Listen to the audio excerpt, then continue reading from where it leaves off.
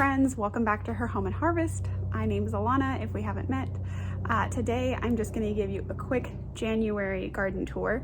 Nothing much has changed since December except what's right behind me. After I show you kind of around, we're going to harvest a few things. I need to harvest a few things from these beds, and then I also just have a few things throughout the garden, just a couple of small things.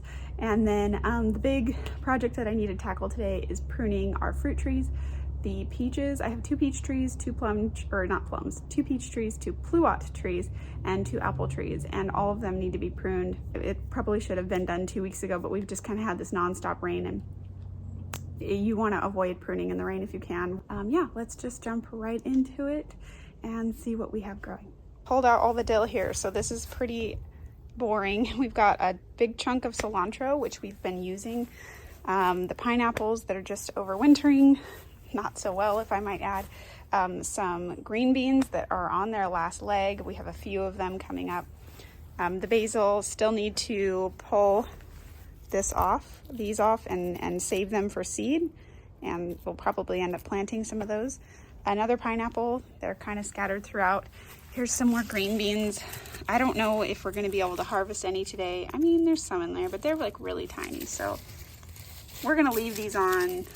This is a variety that I think I just grew at the wrong time. It didn't really do much. Back here, we've got some potatoes. They're kind of exploding everywhere, which is great. Of course, we won't know what that actually means until we harvest them. It's still going to be a couple months before we do that. This pot that's being shaded out right now is some oregano. You can kind of see that that's what's in here. And then, oh, it's just, other than that, a little bit of a mess. These are our overwintered jalapeños, which you can see we have a couple that we need to grab. I'm just gonna actually go ahead and pop those off right now. This one, my husband likes them when they're really red like this, so he'll be excited to eat these with his steak tonight. This plant has been here longer than my fruit trees, so that was its 3rd winter. This will be its 4th year. It's still doing fine. I don't have any plans on getting rid of it this year unless it starts having problems. Just some flowers back here, more basil that once again we need to come in and harvest the seeds from.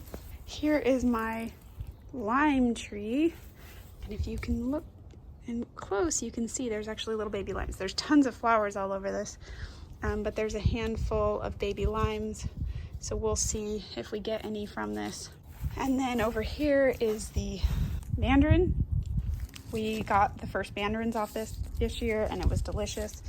So that's pretty much all that's going there. More pineapple, another pineapple. These are Thai peppers. We were overwintering, but you can see I cut them back and they actually just started growing. So we're so close to our last frost date that I'm probably just gonna let them do this. I mean, I'll probably take this off because it looks kind of sad, but everything else that's looking healthy, I'm gonna leave. This is all barren. And then here we are back at poblano, which I'm trying to overwinter. We'll see how well that goes. Pull these weeds while I can. And if I have time, I'll get to the roses. They really need it. I've been kind of neglecting the roses. Still have a tiny patch of green onions going. This is just compost stuff that I threw out here. And then this is what the kale looked like. Pretty much same as last month, looking great. We are gonna make a salad today, so I may pull out some of the kale and use it for that.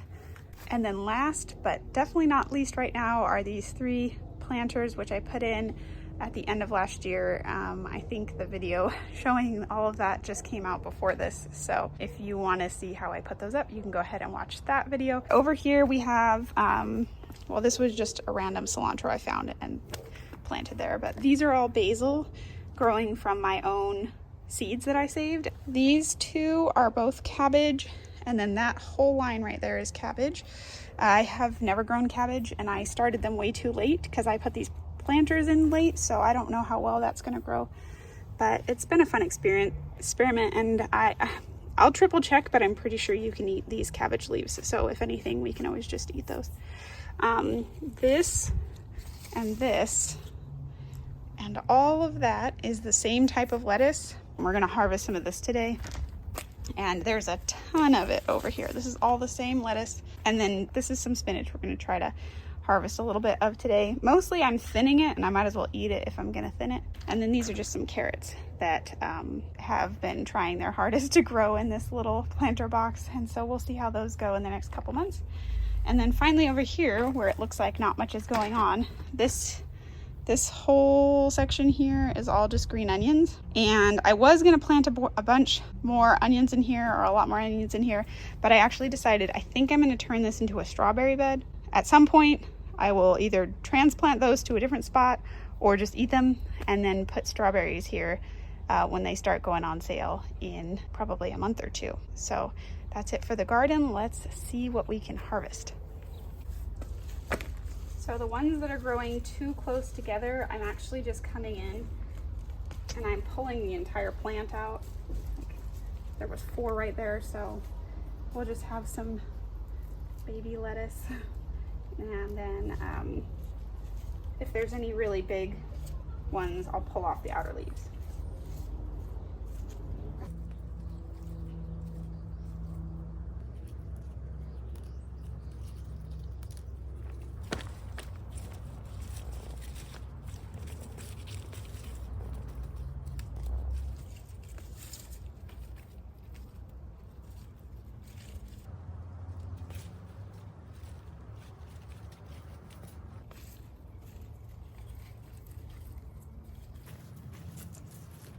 This one has a really unique red tip to it, so I'm pretty sure that's the same one, but this one's growing a bit different. It's from the same seed packet. It's really pretty though.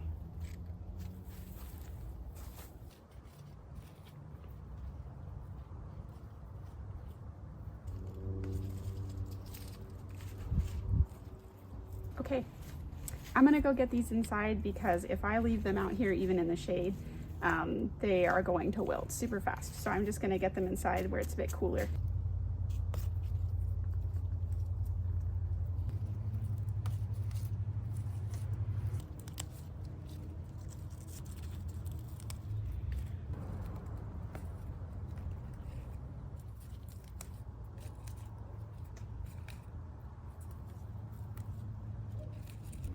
All right, there's the spinach.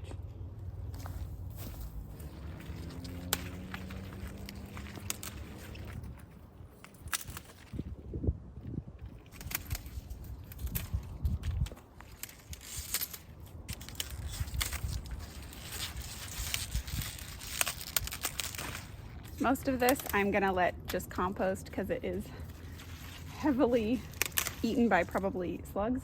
Yeah, I don't need much of this when you see how much of the other lettuce I got, so I think that's fine. I'm getting started with my peach trees here, and as you can see, they really need to be pruned. You should not see this many crossing branches and branches growing inward, and so I am just coming in and cutting off anything that's growing straight up, anything that's growing straight down, anything that's growing right underneath, like directly underneath another branch, and then I'm also just kind of trying to do some general shaping. These trees are still young. They were planted in 2020, so I still have a little more time left to kind of decide the shape and the size of them. I'm pretty happy, honestly, with their shape and size. I just made a few modifications. If you're looking at this and wondering why does it look like there are 2 trees planted right next to each other, it's because there actually are. For my peaches, my pluots, and my apples, I actually did a 2-in-1 planting. That's where you take 2 trees and essentially plant them in the same planting hole, and then you treat those 2 trees like one. I learned this from Dave Wilson's nurseries, and I'm really happy with the decision I made to do this. Like I said, I planted these in 2020, and this seems to have been a pretty good decision for my backyard. My little backyard orchard consists of 10 trees up on this hill. So I've got the 4 stone fruit, 2 apples, 2 citrus, and 2 avocados. And so by planting 2 trees in one hole, I was able to get more varieties on my back hill without having to graft them. Now for the apple trees, I haven't pruned them much at all because I started off wrong. I tried to prune them just like I pruned my peach trees, and that wasn't really the right approach, and certainly not for these particular trees because they didn't like it. And what ended up happening is you can see a bunch of branches trying to go straight up, and the tree is trying to develop a central leader. So one long branch going straight up, and instead there's like 10 of them. So I decided to go ahead and just really have at it and pull off as much as I could without overtaxing the plant. I think I might have gone a little bit too far, especially on this right-hand tree, but I don't know. We gotta do something because it couldn't handle the weight of the fruit last year, and there were so many branches that were crossing, and the wind would blow and it would cause problems. So I figured, what's the worst that could happen? So I'm okay with how I think that turned out. Now these are my pluot trees. Not much to actually do on these ones, just because they do not grow as vigorously as the peaches. So I'm just doing a little bit of shaping here. I took off a couple of branches that I had the intention of taking off over the summer, but I had just left because they had fruit on them. And now it's time to come in and pull them off. The peach trees probably should have been pruned a little bit earlier because a couple of the buds had already started to open up. But I think I caught these pluots and the apples kind of just right at the perfect time because we had a week of no rain right after this. All right, as I anticipated, it always takes longer than I think it will, but I'm done.